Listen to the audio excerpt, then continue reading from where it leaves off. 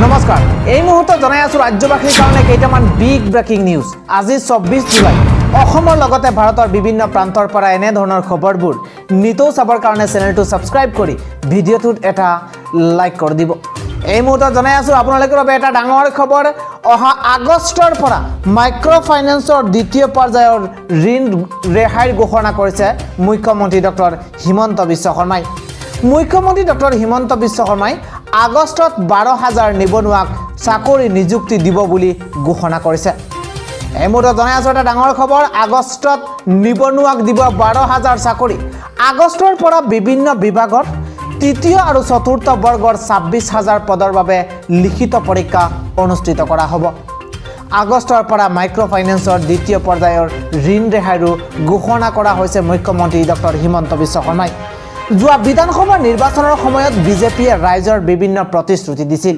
আৰু সেই প্ৰতিশ্ৰুতিসমূহৰ অন্যতম আছিল 1 লাখ যুৱক যুৱতীক নিযুক্তি দিয়া মুখ্যমন্ত্ৰী ডক্টৰ হিমন্ত বিশ্ব শৰ্মা নেতৃত্বাধীন বিজেপি চৰকাৰখনে এবছৰ পূৰ্ণ হোৱাৰ মুহূৰ্ততে সম্পূৰ্ণ স্বচ্ছ আৰু নিকাপ ব্যৱস্থাৰে সম্পূৰ্ণ মেধাৰ ভিত্তিত 30,000 যুৱক যুৱতীক নিযুক্তি দিছে মুখ্যমন্ত্ৰী ডক্টৰ হিমন্ত বিশ্ব শৰ্মাৰ নেতৃত্বত বিজেপি মিত্ৰজোঁটৰ চৰকাৰ গঠনৰ দিনটোৰ পৰাই চৰকাৰখনে অতি আন্তৰিকতাৰে সেই প্ৰতিশ্ৰুতি ৰূপায়ণৰ বাবে দায়বদ্ধতাৰে কৰ্মক্ষেত্ৰত অগ্ৰসৰ হৈছে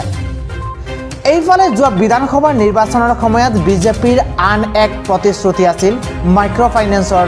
ঋণ ৰেহাই দিয়া বৰ্তমান চৰকাৰখনে প্ৰথম পৰ্যায়ৰ ঋণ ৰেহাই সম্পূৰ্ণ কৰিছে এতিয়া